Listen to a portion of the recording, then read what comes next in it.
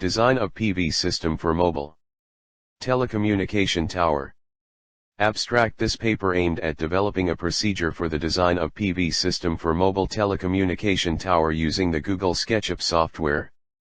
The output of this project was also estimated using Google SketchUp software and calculated with PV watts. The design of PV system was done with all standard measures. The project began with a collection of site data. In this paper, the standard procedure developed was affirm in the design of a mobile telecommunication tower. This paper contains the different site survey procedure and designs by Google SketchUp that are required for the implementation of PV system for mobile telecommunication tower. Keywords: survey validation, Google SketchUp design, renewable power, PV watts, solar panel. 1. Introduction. Nowadays conventional sources are rapidly depleting. Moreover, the cost of energy is rising, and therefore solar energy is one of the most economical and exploitable renewable sources of energy that can be harnessed for generation of power. There are several advantages of using solar energy, like low establishment period, no raw material expenses, non-polluting and renewable form of energy, etc. India has very good conditions for the development of photovoltaic solar power systems due mainly the geographical location, and it receives solar radiation almost throughout the year, which amounts to 3000 H of sunshine. As we already know that the majority of mobile telecommunication towers don't have electricity connection from grid, as they are located in remote locations throughout the country. Hence, they rely on diesel generator, batteries, and now solar PV. Even if grid is available due to current electricity infrastructure, grid availability is 24 hours with reliable consistent output is always a question. Now, if we install PV system for mobile telecommunication towers, then we can save a fair amount of diesel, plus the PV system is harmless to nature. Now the approximate land acquired or leased for each mobile tower on an average is between 10x10m and 15x15m, and tower infrastructure space requirement is 5x5m, and if there is an availability of additional space, one may plan to install solar PV if site conditions are suitable. Hence, we have validated mobile telecom site at off-grid location and performed the following exercise. 1. Validate the survey forms. 2. Finalize the solar PV capacity using shadow analysis in Google SketchUp. 3. Calculation of unit generation in PV watts calculator. 2. Structure and description of survey form, validation processes. The structure of the survey form is shown below. Section 1, Details of surveyor and site person details. In this section, the basic details of the surveyor and site person has to be mentioned by the surveyor himself to track the site details easily. The date of the survey is to be mentioned in Sector 1.3, and it is very important because if in future any problem arises, then we can track the data easily. The site ID is very important aspect which has to be mentioned in Sector 1.6, as it is helpful to identify the different sites located anywhere in Pan-India. Example of site ID. Fig 2, Site ID.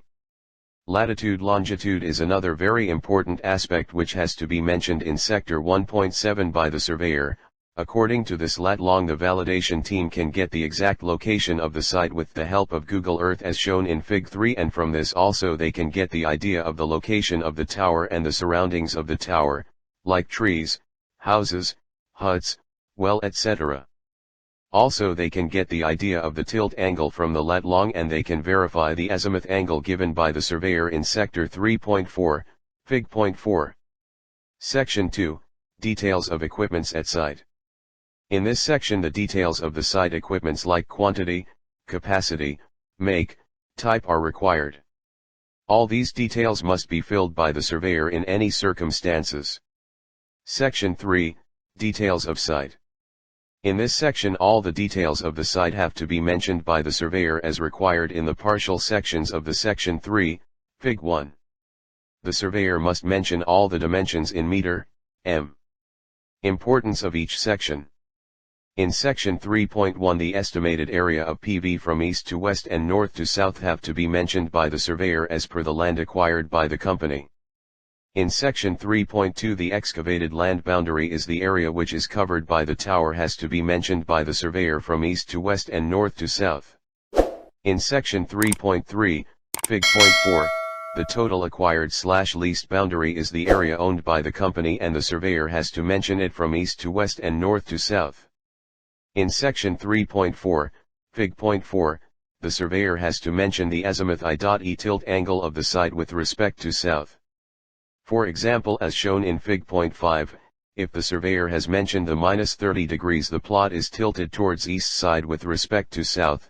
If the surveyor has mentioned 0 degrees, then the plot is at true south, and if the surveyor has mentioned +30 degree, then the plot is tilted at west side with rest to south.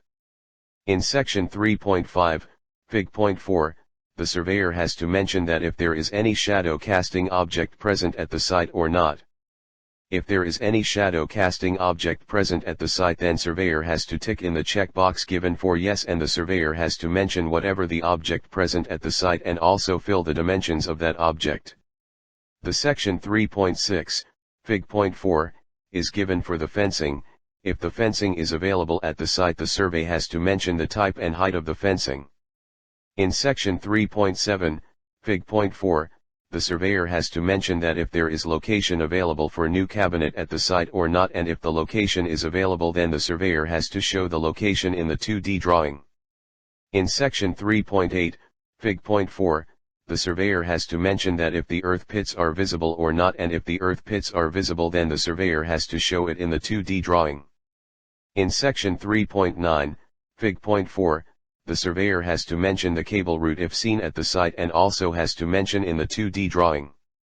Section 4, Meter Details. In this section, the surveyor has to mention the meter details like distribution company, meter number, type of meter and voltage reading of each phase. Section 5, Additional Remarks. In this section, the surveyor has to write the additional remark as shown in Fig.6. Fig.6, Remarks. Section 6, 2D Drawing. In this section, the surveyor has to draw the 2D drawing according to the actual site without any mistake, and the surveyor has to make sure that anything should not left while making 2D drawing because the design work depends on this 2D drawing. Fig.7, 2D Drawing. Preparation of query sheet. After the survey data validation, if validation team does not find any query, then the form directly goes into design process, but if the query is found in the survey form, then the Excel sheet is prepared and the queries are sent to the surveyor so that surveyor will resolve the queries and revert back to us. Like in this site, there are queries found in the 2D drawing which are mentioned in the query sheet as shown in Fig.8. This is a final 2D drawing sent by the surveyor after resolving the queries. 2.1 Basic information about existing site equipment. 1. Tower. Lattice tower is used for such system, and these towers are freestanding and segmental, designed with rectangular or triangular base steel lattices. This type of tower structure can be useful in circumstances which require modifications such as mounting large number of panel or dish antennas. 2. Cabinet for equipment. Cabinets are mainly used to contain the equipment like battery, rectifiers, and SMPS etc., and it is found mainly in two types: 1. Single door, and 2. Double door. Degree of protection is IP65 and above, in which the first digit indicates the level of protection that the enclosure provides against access to hazardous parts, and the second digit defines the shield of the equipment inside the enclosure against various forms of humidity, drips, sprays, submersion etc. 3. Battery. Batteries are used to store and supply electrical energy to telecom towers when grid power fails. When battery lifespan is extended, the need for towers to depend on costly diesel fuel generators, DG, becomes lesser. Types of batteries: 1. Lead acid. 2. Lithium-ion. 3. Salt water. Nowadays lithium-ion batteries are more used because lithium-ion, or Li-ion, batteries have more than double the life of traditional lead-acid batteries, so telecom tower companies are increasingly installing lithium-ion batteries for uninterrupted power supplies to their towers. 4. Switch Mode Power Supply, SMPS. SMPS is the brain of the mobile telecommunication tower. It controls, regulates, and provides electrical energy to mobile tower load from different energy sources like diesel generator, grid, battery and solar PV. 5. Rectifier. Rectifier systems are used to convert the AC power to DC for the communications equipment and to charge the batteries continuously so that they can supply the power to the communications equipment in case of AC power loss. 6. Diesel generator, DG. The diesel generator is an equipment which is used for applications that requires more power and continuous operation. They convert the fuel into electrical energy, through the combustion of diesel. Diesel generators require regular maintenance to function properly. 2.2 Existing working of telecommunication tower and their drawbacks. Fig.10, block diagram of existing working system. The existing system works on the DG set in which the energy is converted from diesel into the electrical energy. The electrical energy we are getting from such system is AC in nature, but the telecommunication tower runs on DC power. So, the rectifiers are used to convert the AC power into DC power and also used to charge the batteries continuously. When the batteries are fully charged, then the telecommunication system works on batteries only, and all this is maintained by SMPS, switch mode power supply. As level of batteries reaches to a critical limit, then the system works back on diesel generator. Drawbacks. System consumes fuel which is costly. More equipment are used. Losses are more due to more conversion stages. Harmful to environment. 2.3 Proposed working of telecommunication tower and their advantages. The proposed system will work on solar system in which the power required to run the mobile telecommunication tower will be directly taken from the solar system, which is already DC in nature. Batteries are directly charged from the PV system, so the conversion becomes less. Advantages. No fuel is required to run the system. No conversion losses. No harmful to nature. 2.4 Different types of solar PV modules. There are 3 main types of PV modules. 1 monocrystalline. 2 polycrystalline. 3 thin film. But the monocrystalline panels are used mostly, because its efficiency and performance are much better than polycrystalline and thin film. The initial cost of monocrystalline is higher than polycrystalline and thin film. 2.5 How to decide the plant capacity. 1 kilowatt solar PV generally gives 3.5 to 4 kilowatt-hour per day if proper tilt and azimuth is obtained. Mobile tower works 24 hours, generally 24 hours. Consumption is between 35 to 70 units depending on tower type and equipment installed to provide network coverage. Based on common plot area recognized so far, 7.5/9/10.5 kilowatt solar PV can be installed. PV system. Unit. Solar PV. Unit. 7.5. 50. 7.5 4 equals 30. 60%. 9. 50. 9 4 equals 36. 72%. 10.5. 50. 10.5 4 equals 42. 84%. Table 1. Note assumption, telecommunication tower load is 50 kilowatt-hour per day. 3 basic criteria for SketchUp design. The steps for the SketchUp design criteria are as follows. 1. Check placements and dimensions given in survey form and total acquired area from survey form, then tower placement, gate, DG, ODC, entry gate of plot boundary and all dimensions. 2.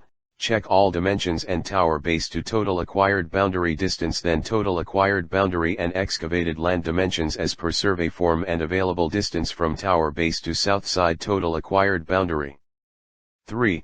Check capacity as per acquired area available, then check final installed capacity as per solar capacity table. Minimum 3.8 meter distance is required to install any solar capacity. Minimum 2 meter distance from tower plinth to structure leg should be maintained. 4. Identify shadow casting objects on SE, S, and SW side from photos. Then check earth pits around the tower. Then check obstacles like EB pole, fencing, meter box, water tank within acquired boundary. 5. Verify azimuth angle. Make sure that azimuth should be less than 45 degree. Then verify azimuth as per the survey form and also in Google Earth. 6. Check shadow analysis. Do shadow analysis for all months from 9 a.m. to 4 p.m. time slot and check with design. Consider variation in shadow-free timing if any and update it in query. 3.1 PV capacity finalization. 1. Available acquired area for solar installation. 2. PV area, east to west distance and north to south distance of tower base to acquired boundary. 3. Shadow-free area available. PV capacity should be finalized by considering these three factors. 3.2 SketchUp design for the specific site. In this particular site 0908 Madhpura Bihar, 2 designs are proposed by the designer because the shadow of trees and EB pole is casting on the installation area as shown in Fig. 13. Fig. 13, Shadow Analysis. In design capacity 1, the installation capacity is 5.25 kilowatts without any modifications at site as shown in Fig. 14. Fig. 14, Design capacity, 1. Minus 5.25 kW is shadow-free from 9 a.m. to 2 p.m. Throughout the year. Units generated yearly, 8,138 kWh per year. Daily generation, 22 kWh. In design capacity 2 modifications are made at site like trimming trees and relocating EB pole, then the installation capacity can be increased to 10.5 kilowatts which is shown in Fig. 15. Fig. 15, Design capacity, 2. After modification like trimming trees and relocating EB pole and increasing PV system capacity, 10.5 kilowatts is shadow-free from 9 a.m. to 4 p.m. throughout the year. Units generated yearly, 16,277 kilowatt-hour per year. Daily generation, 44 kilowatt-hour. Sister No. Site ID. Area. Solar PV. Shadow-free. Modification. 1. 0908 Madhpura Bihar. 15.2 x 6.35 m. 5.25. 10.5. 9 a.m. to 2 p.m.